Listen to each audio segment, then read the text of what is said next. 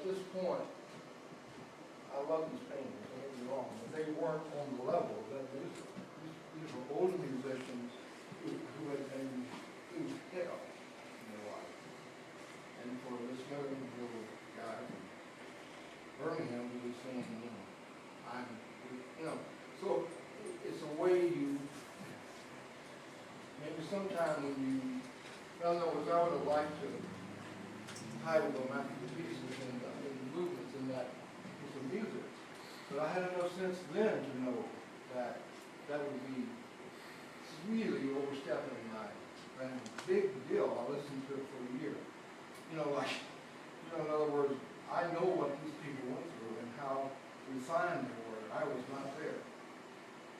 Like I say, I believe in this work, but that idea of you have to be careful when you adopt a title or assume certain things about your work. I think be sure you're balancing things out.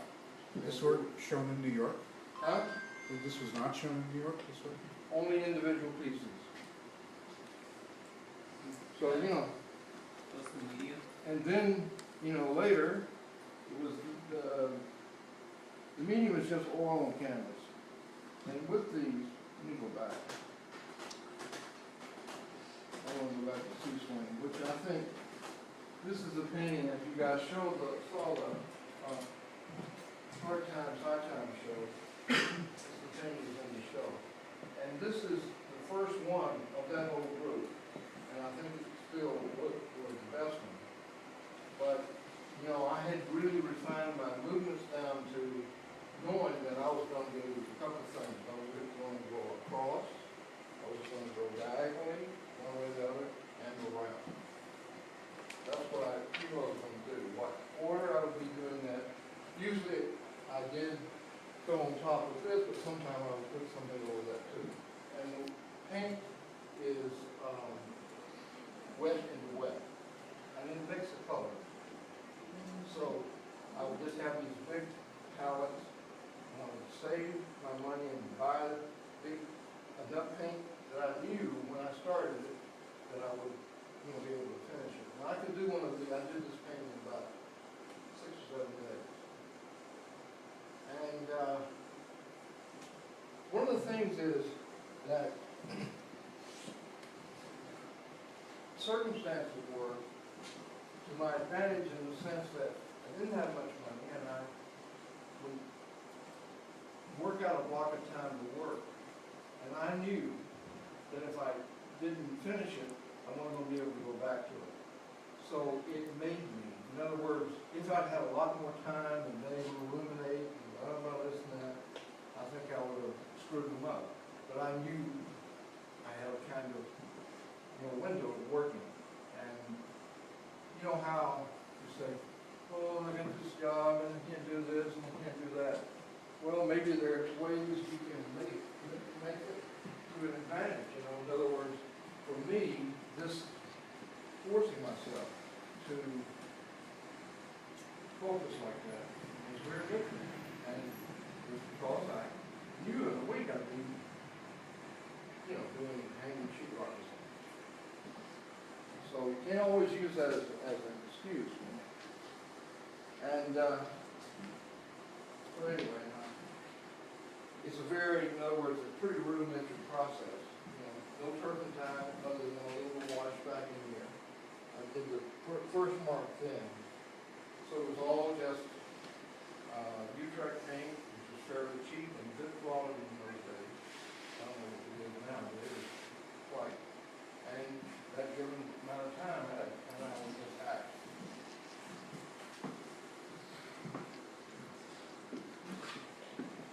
So I hope that everyone got to see that show, the show about most everyone did.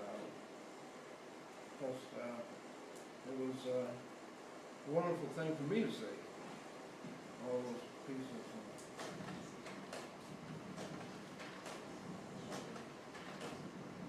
Okay, so I'm not going too slow. Now, this is the first painting. You can see here that there is a rectangle. then I got the idea of extending the paint even more, and because of time constraints, I wanted the paint to be thicker and whatever, so I started putting pieces of wood into the paint, just to make it build up fast, you know, it's like, bam, right there, so, and here, you know, the pieces start to stick out over the edge. So that, what's really important is not only did it stick out over the edge, but it was the idea of this movement this way. The outside is important, but it's the inside, the relief that started to happen, which,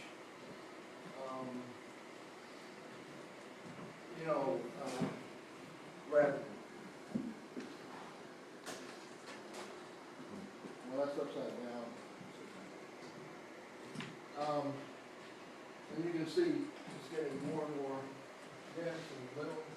And I'm basically approaching this, frankly, it was harder to do than without the relief, so they were taking a little longer, but it was still this kind of make a decision, make a move, and go with it. And so,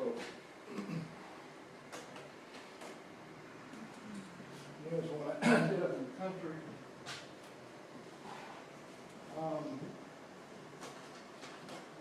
And there's the desolation, you can see. But the thing is that I think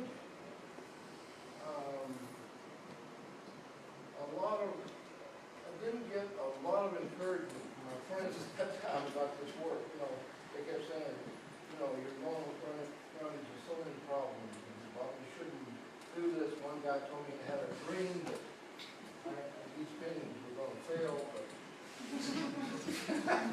just one, you know, they were all painters, you know, they believed in that defined surface, and they had a point. Were they on plywood? Okay, you can see this one is on a panel, but I think they're all wood panels. These have no rectangle. They're just freestanding pieces.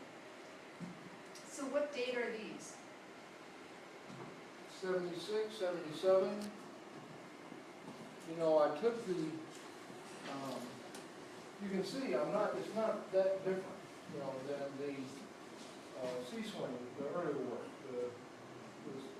I just condensed them more. Wasn't afraid of going one thing on top of the other, on top of the other. I had a lot more confidence in, I guess. How can I put this? I had, when I had this show, Ronald Bladen, who's, I would say, a mentor of mine, a person that in my life, in terms of other artists, I look up to. He was a very top, special person in my life. I hope most of you know his work. What's his name? Ronald Bladen. And in this exhibition, he came up to me and he said, he just grabbed me like this. He said, "No questions, right? No questions." And I'm like, "But is that good?" It's good. It's stupid. It's good. And he encouraged me that idea of not giving in to just make movement, action, go, do the damn thing. Don't back off, you know, what we normally associate with painting. You know, nothing wrong with that. It's a natural act. You make an act like this, it's going to be followed by a thought, I want to do this. Positive, negative, that makes sense. But to fight through it, it's kind of like a battle. You don't give in to that. It's not when you give in to it. And I think Ronnie was that way too. So here again is one of those things where it sounds like I'm trying to belong on to such a great artist. But we truly had something about our work that we connected. You know, he was 30 years older than me, Jim, something like that. You said that you and Ron Gorchov were friendly back then? And Yeah. Did you and he at this time ever talk about the idea of, relief of the canvas and bringing it all Yeah, no, he was very important to me. But it's not the same, wasn't the same as with Ronnie, you know. Ron's work, I think, is, in a sense, was always, in my eyes, like more universally a kind of pure painting, you know. He really has this touch and beautiful kind of sensitivity in his work. And I admired it greatly, but it wasn't really for me at that time, you know. In other words, for whatever reason, and we can go on and on about why, whatever made me this way, you know. In other words, I was much more of a kind of bulldozer, bowling and trying to just boom, boom, going like that. And that's the way I was. I couldn't pretend to have this other, I could just, later on I contacted that part of me, but I wasn't ready for it. And Ronnie saw that, I think, and he encouraged me that that would be the way I would battle. That would give me strength, you know. And so Ron was incredibly supportive, but it was a different type of thing because he was so much more aesthetic. That would be the word I would use, in the right way. He had beautiful words. And he could talk about a painting like God. He could just, Ron was it's like he was, in a certain way, for an abstract painter, he was very literary. And he could make associations, and it was a beautiful thing. But Ronnie was going after something that is more basic, and I felt that. And he helped me with that.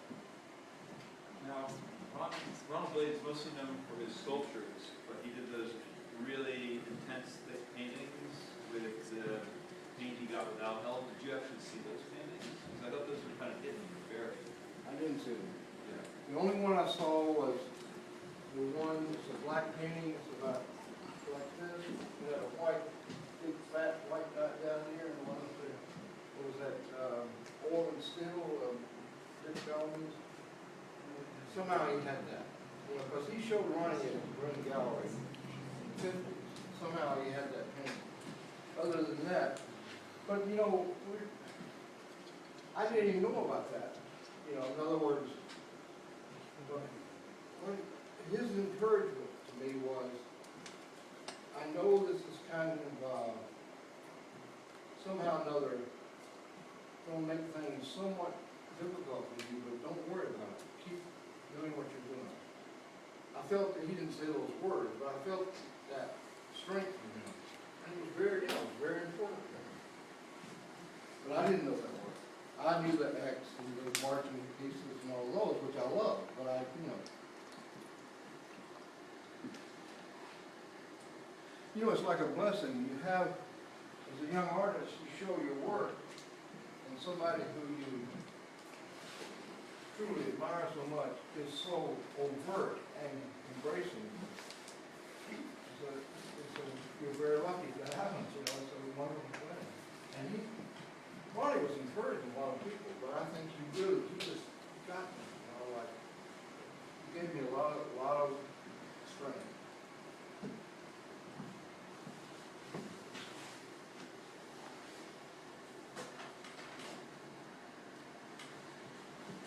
This is a show at Ed Doors. And Ed and I had a big fight about this show. You see how much work I have up? He really wanted me to put one thing here, one here. And I'm sure he should have done it. But I refused to. I'm doing my work, and I said, hell with you. And we all go down the ship. You know? So there's, I guess you can get a sense of, there's no rectangle. They're getting more and more dense. And you can see the scale. Would you make the mark and then cut around it, or would you cut it first and then make the mark? I don't, you know, I think what I would do normally is